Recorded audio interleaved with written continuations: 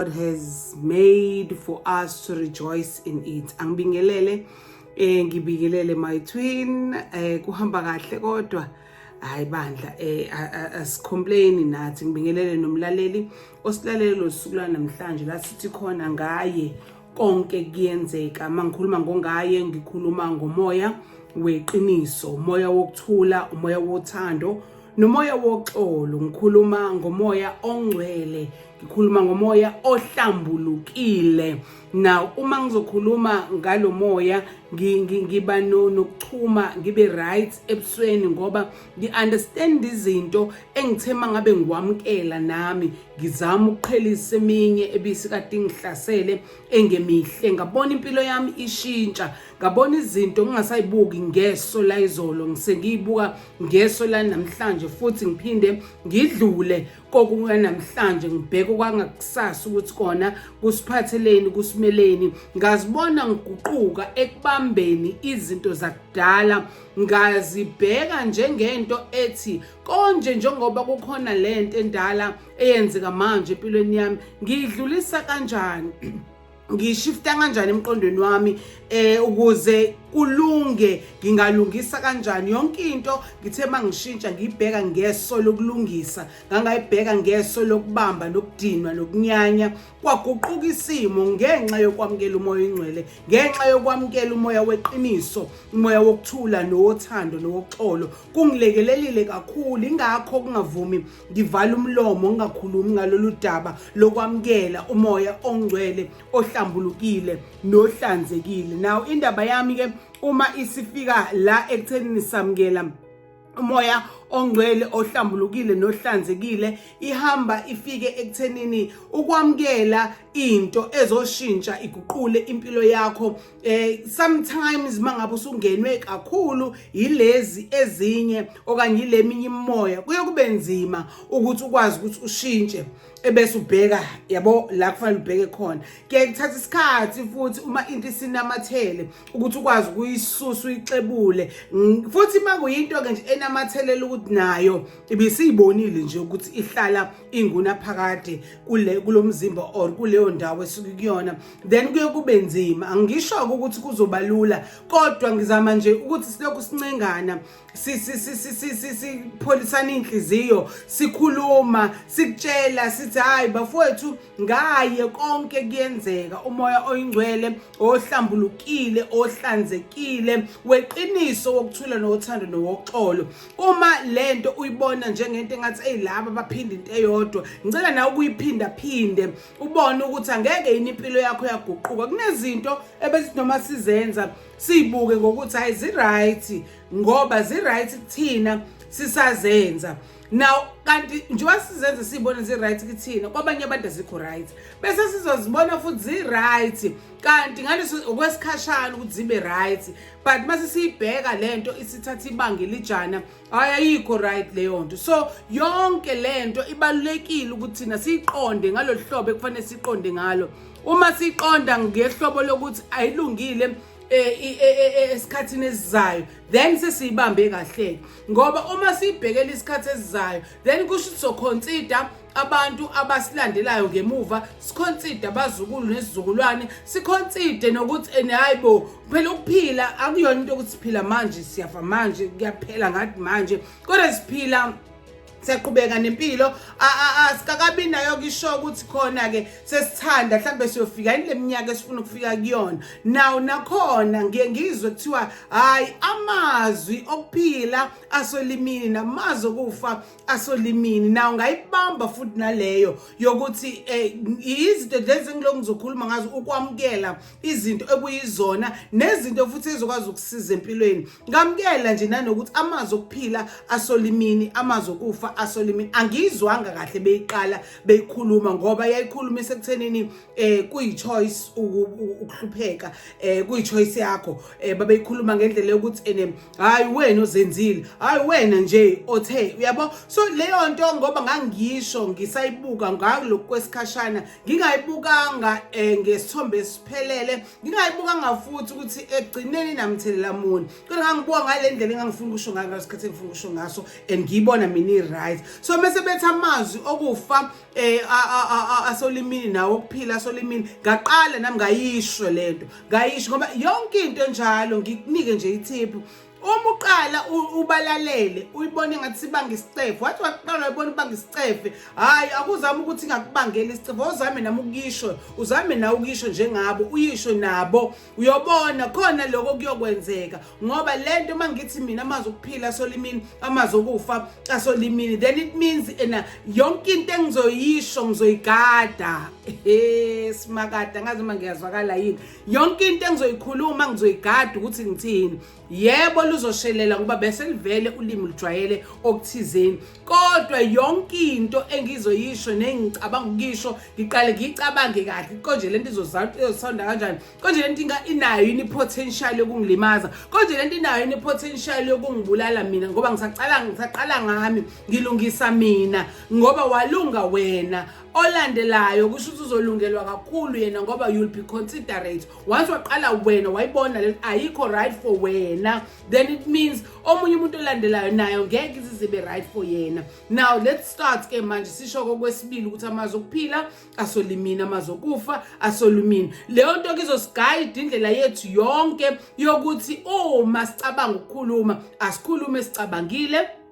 sikhuluma into ephilisayo singakhuluma into ezolimaza akekho umuntu manje ngisho ingane isiyawazi uno iyazi ukuthi hayi ngisho lo nje lengane encane yala ekhaya esatabuzele esakhula enonyaka owodwa iyazi ukuthi no kusho ukuthi lapha ya it's a no go area akiwa. Now uma ngabe wena ke usungangale iminyaka ongangayo ungawazi uno then we have a problem. Excuse me ekufanele siyisebenzise silungise ke leyo problem njalo khumbula eqaleni ngithe uma sibheka yonke into fanele sibheke ngehlelo lokulungisa noma ngabe wena usutshelweni ngalomuntu ozokhuluma nawe noma ngabe sebekutheni kuwena lalela ngendlebe yokulungisa ukuze isimo sikwazi ukuphilisana endlini ngoba it's very important ukuthi coexist bafowethu isekhaya isemhlabeni isesikoleni isemsebenzini fanele coexist. So uma ke njalo yonke into soyibheka negative then it means sohlezi silwa sohlezi sixabana sohlezi nje yabo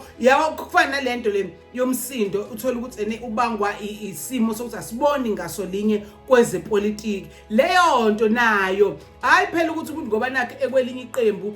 sekufanele manje ungamnaki noma esenza sense noma esekhuluma into ezosiza umphakathi yini njalo ukubamba ukulalela ngokulungisa. Same applies with the church nakhona usuzwile ngalo usuzwile ukuthi linjani ngendlela ozongayo but awuyiniki isikhathi ngoba uzwile awulaleleke manje uyizwele wena ungezwa bethi kodwa uyizwele wena ukuthi konje ngempela labantu bakhulumani ithi language yakhona ave kusiza because uphuma usuthi oh wow into ebengicabanga for years eseyibe nenkinga kimi for years namhlanje izo simplify nje ukuthi ngisuke ngalalela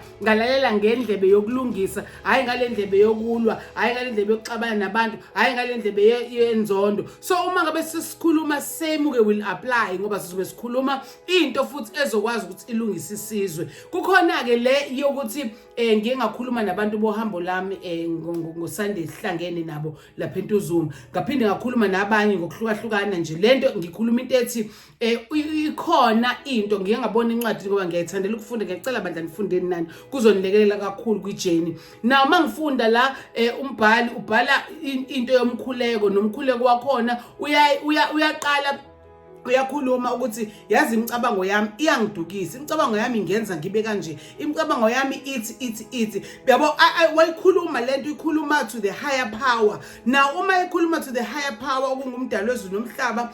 usethe egcineni ngoba useyikhulumile wayisho ukuthi inayo inkinga yakhe la ikhona usethi kumdali ngiyacela mdali wezulu nomhlaba ngicela uqoqa imicabango yami kube imicabango emihle ngenze kahle. Now lento ithe mayifika kumina yafika siyambuleleka futhi nangaphezulu kokuthi noma esekhulumile kanje nokucela uNkulunkulu vele lokho ukuthi bekuzama ukufundisa i-communication between you and the higher power. Now kwase kwambuleleka into kumina ethi noma ke uma siphila into efanayo nale ukuthi uma ke waqala wa-acknowledge ukuthi wena i-weakness yakho ila, wena ku-wrong la, wena kukanje kanje kuwena, then mawusucela ucela into vele usuyibikile, then uzosizakala ngento oyibikile. And even nayo le nkulumo yakho no higher power noma nomkhuleko wakho to the higher power izokwenza ukuthi ukwazi ukushesha ukusombuleka kwento, futhi izokwenza ukuthi nawe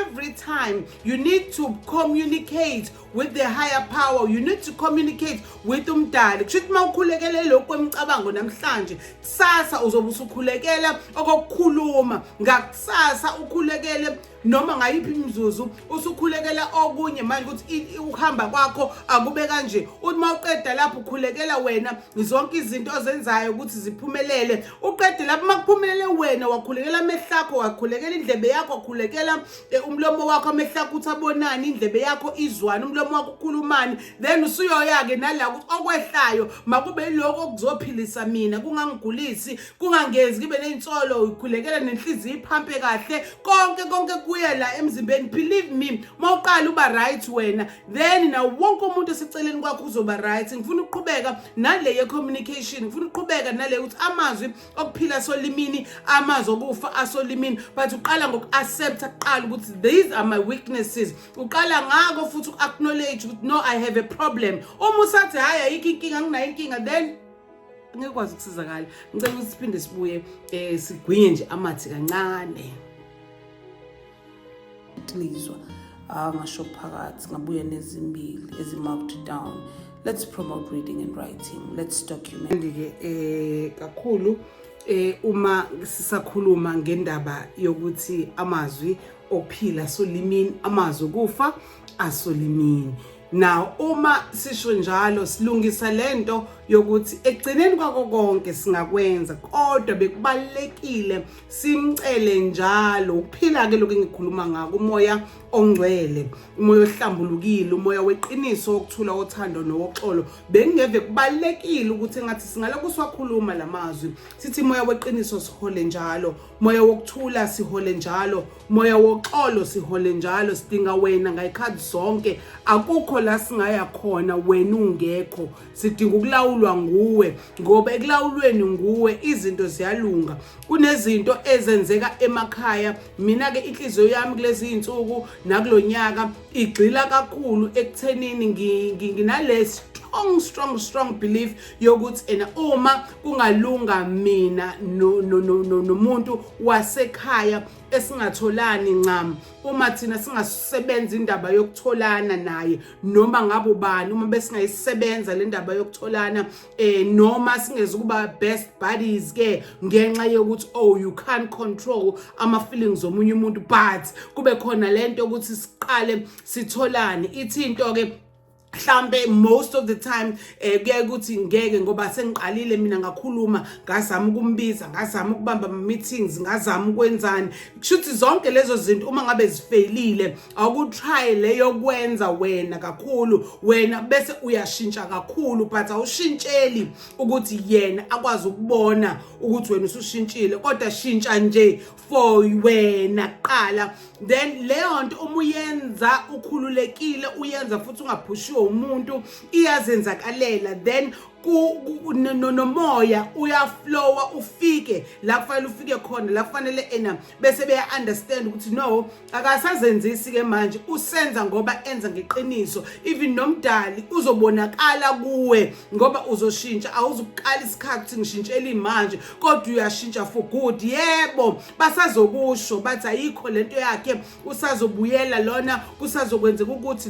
lona kashintshile, lona vele unje. Khona abantu right off nje bathi vele wena nje sidalwa sakho nje. Ngithi mina ngicela ungapheli amandla kuleyo nto, ungazi uzufuna ukuyibulala ngenxa yokuthi abantu abakuthembi ukuthi usushintshile, kanti wena ubushintshela bona noma ubushintshela wena ukuthi impilo yakho ibe right, noma ngabe yini le abantu bekaccusela yona, nawe uzowafika esimweni sokuthi uyayi-understand, uyayibona ukuthi cha i-wrong lento. Now you want to change, so don't change for them, change for you qala, have that mentality igcile ekhanda la ukuthi angishintsheli usibani bani but sengishintshela mina ngoba ngiyayizwa lento ukuthi ayikho right, ngiyayibona ukuthi ayikho right, yenza abantu babe uncomfortable around me. If people around you be uncomfortable, then it means awuyiserve ipurpose kaMdali. It means wena wenzi lokho kufanele ngabe uyakwenza kokunakekela, taking care of everything uMdali ayidalile, taking care of each and every person odalo uMdali. You understand the humanity, you understand the diversity, you understand the uniqueness. Then if you do all of those things, then it means wena we understand ipurpose kaMdali, we understand ubambile mandate ukuthi kahle kahle mina ngizele la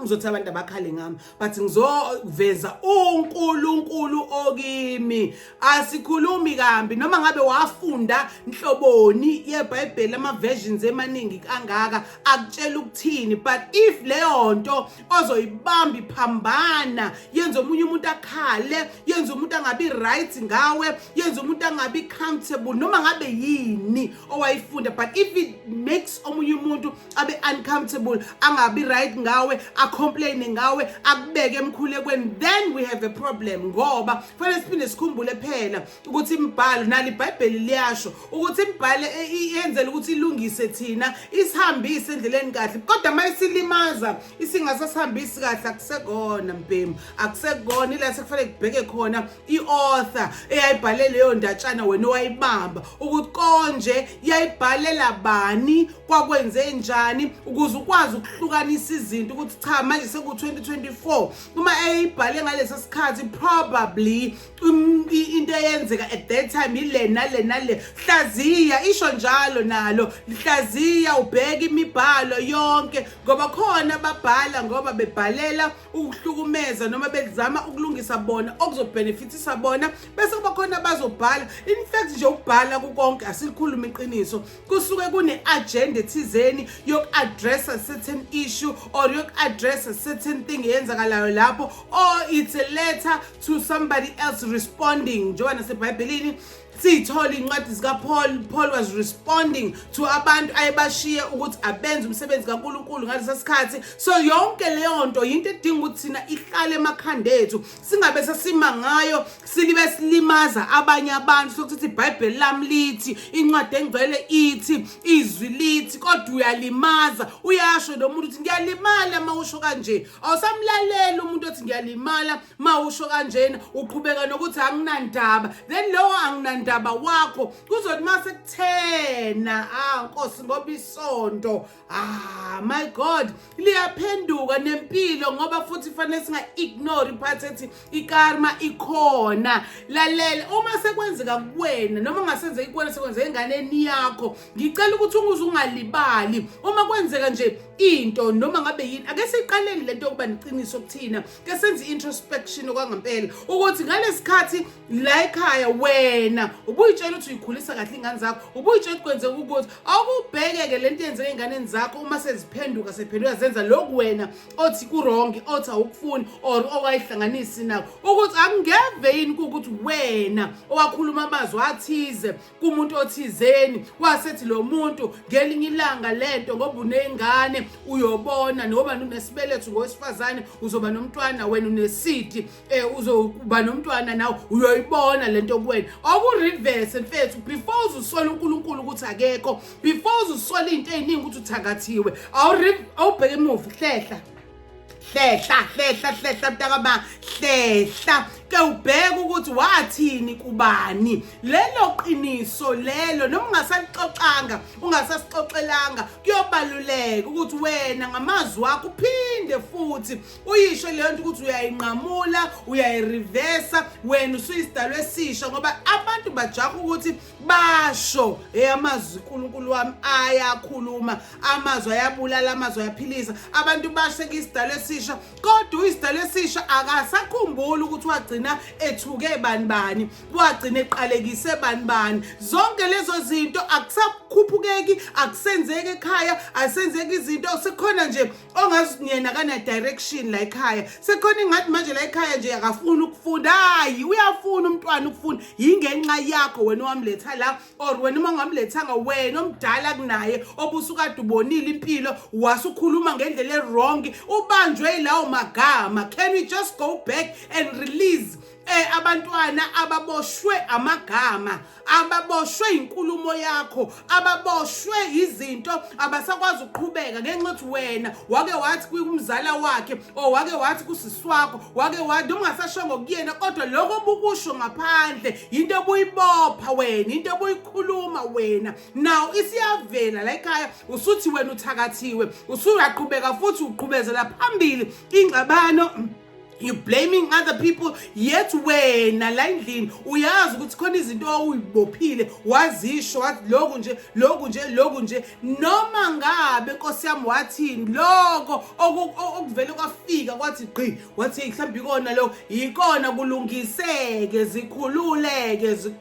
lezo zinto uqala ubhale phansi yonke into ecabangayo ukuthi iyona engaba umthelela walesi simo esikhona njengamanje ekhaya bese uyaqala ke one by one. Nkosi yami zikhulume zonke lezi zinto ukuthi lokho ngakukhuluma ngangikhulumiswa ukuthi but njengamanje angiyawacisha lamazwi angifisa sebenze ngikhuluma ukuphila bese ukhuluma okuphila ke manje ukhuluma okunegative ukhuluma okupositive ke manje uloku ukucisha nga one by one unabantu abakhumbulayo ukuthi nabo wakhuluma kambi waqalekisa wathini unabantu wena osabambezeleke kubona ngoba wathi wena niyohlukaniswa ukufa naye kodwa ngalesikhathi senixabana wasuya wakhohlwa lamazwi ukuthi niyohlukaniswa ukufa lo muntu usaloke attached kuwena lo muntu kusakhona izinto asanazo akwazi ukuzenza spiritually ngawe nawe now yonke lento awuyireleasile awuyikhiphile awuyibreakile kuningi engase ngikubale engathi manje mangabe unalo iqiniso kuwena ungahlala ngempela ubuyisa ingqondo yakho uzokhumbula ukuthi wathini kubani kwenzakalani. That is how wena uzothola ifreedom yakho. This is the freedom month and ke abazalwane ngiyazi ukuthi abayinaki lezo ukuthi sakhululwa ke yebo politically sakhululwa kodwa manje banaka leyo ukuthi asikhululekile ngenxa ukuthi khona abantu abasasicindezela but now ufanele sishintshe umqondo ke manje sakhululwa sakwazi ukwenza izinto ebesingakwazi ukuzenza yebo ngokwe freedom now sekuyisikhathi sa spirit ke manje sekuyisikhathi sa spirit sethu uqobo ngoba thina siumoya then nomzimba uzokwazi ukulalela okushiwo uyilo moya esiwona sekuyisikhathi sawo ke manje wakwasayino kwasho ukuthi no sengabhukuda lapha engabhukuda ikhona sengingadla nabantu ababalela imhlophe sengaba njani kube njani. Thanks, well and good. Asingakhohlwa lokho siqale lapho kuqala. Okwesibili ke bese kufanele thina sithathe a step further sokuthi silungise imiphefumulo yethu. Psychologically asikho right. Some of us witnessed ubuhlungu beapartheid, ubuhlungu bokuhlukumezeka. So yonke leyo nto sidilile yini nayo ngokwengqondo. Okwesithathu sidilile yini ngokomoya. Si release things that are no longer in existence. Things esingasezi ukwenza lutho ngazo zenzeka zabhlungu sekufanele masize njani sizikhulule zihambe siqale manje sibone ukuthi okay inamhlanje lithi and then kusasa ngizokwenza ukuthi siplane for lo nyaka esikuwona then ozayo nesikhathi sakhona futhi soplanela wona. So zonke lezi zinto bafowethu if you can take all what I've said today into consideration, practice it zami kancane uyobona khona mfethu into ozokwazi ukukhuleka kuyona ngisho umthwalo khona oyosuka ngenxa ukuthi wena ulungisile iqala owakwenza ngaphambilini. Ngithi yabo angithi njoba sibhizi sithi thina amabhuna wazanga azaza axolise sabaxolela singaxolelanga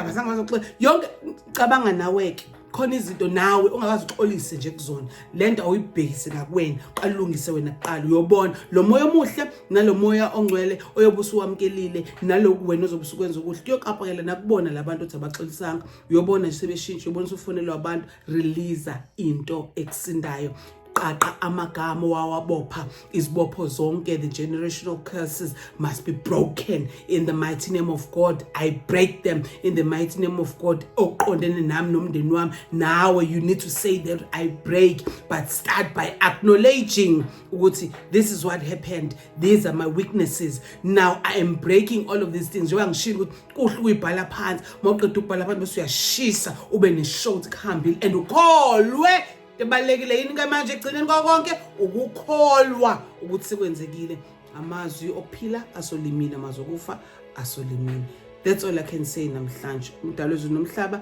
akukhumbuze njalo kwangamela ahlale nawe ngayikhathi sonke ukuthula makube kuwena.